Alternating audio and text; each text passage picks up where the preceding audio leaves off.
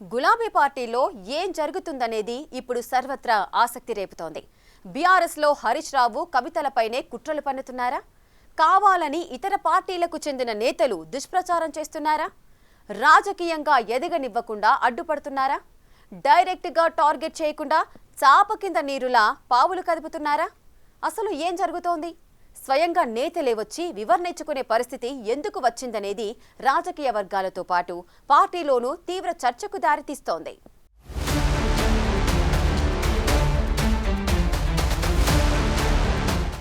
BRS పార్టీలో ప్రస్తుత పరిణామాలు రాజకీయంగా చర్చనీయాంశమయ్యాయి. పార్టీలోని ఇద్దరు కీలక నేతలపై సోషల్ మీడియాలో జరుగుతున్న నెగటివ్ ప్రచారంపై పార్టీలో చర్చ మొదలైంది. పార్టీ అధిష్టానంతో సమన్వయ లోపం ఏర్పడిందని, పార్టీ మారుతున్నారని, సొంత పార్టీ పెడుతున్నారని, కేటీఆర్తో సయోధ్య లేదని ఇలా రకరకాలుగా గత కొన్ని రోజులుగా మాజీ మంత్రి హరీష్ రావు, ఎమ్మెల్సీ కవితపై సోషల్ మీడియాలో ప్రచారం ఊపందుకుంది. ఆ క్రమంలో హరీష్ రావుపై జరుగుతున్న ప్రచారానికి సంబంధించి కొంతమంది నేతలు పోలీసులకు ఫిర్యాదు చేసే వరకు వెళ్లింది పరిస్థితి. కవిత విషయంలో మాత్రం సైలెంట్ గా ఉండిపోవటం చర్చనీయాంశమైంది.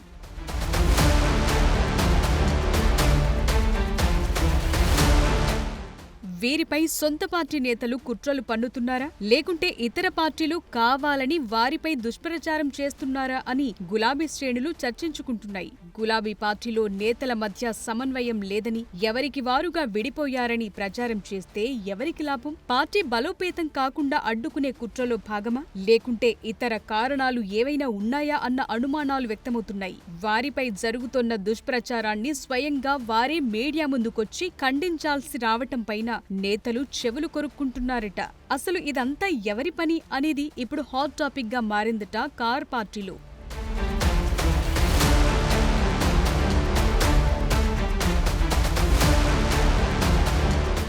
హరీష్ రావు కవిత విషయంలో జరుగుతున్న పరిణామాలపై పార్టీ అధినేత కేసీఆర్ నిశితంగా పరిశీలిస్తున్నట్టు సమాచారం. పార్టీలో ఎలాంటి పరిస్థితులు నెలకొన్నాయి, ఎవరు ఏం చేస్తున్నారు, దుష్ప్రచారాన్ని ఎలా ఖండిస్తున్నారు, పార్టీపై ఎలా స్పందిస్తున్నారు, బలోపేతానికి ఎలాంటి చర్యలతో ప్రజల్లోకి వెళుతున్నారనే వివరాలను సైతం తెలుసుకుంటున్నట్లు సమాచారం. పార్టీకి ఏమైనా డ్యామేజ్ అవుతుందా తదితర వివరాలను సైతం ఆరా తీస్తున్నట్లు సమాచారం.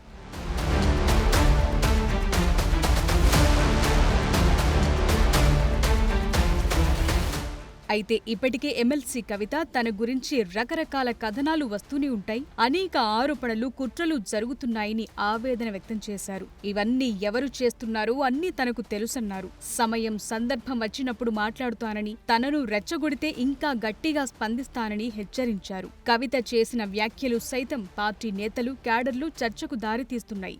ఆమెపై ఎవరు కక్షపూరితంగా వ్యవహరిస్తున్నారనేది రాజకీయ వర్గాల్లో రకరకాల అనుమానాలకు దారితీస్తోంది.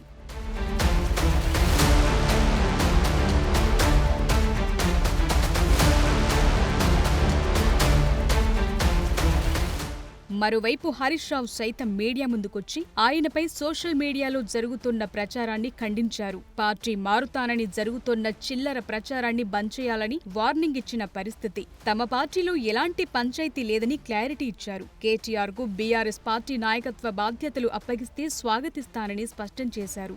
My leader is KCR, whatever KCR sees Harish Rao will follows అని పేర్కొన్నారు. అయితే పార్టీ అధిష్టానం మాత్రం సైలెంట్ గా ఉండడంతో క్యాడర్లో గందరగోళం కనిపిస్తుంది. ప్రధాన ప్రతిపక్ష పార్టీగా నేతలంతా సమష్టిగా ఉండాల్సిన సమయంలో ఎవరికి వారుగా మీడియా ముందుకొచ్చి పార్టీపై క్లారిటీ ఇచ్చుకోవాల్సి రావటం పొలిటికల్ సర్కిల్స్ లో హాట్ టాపిక్ గా మారింది.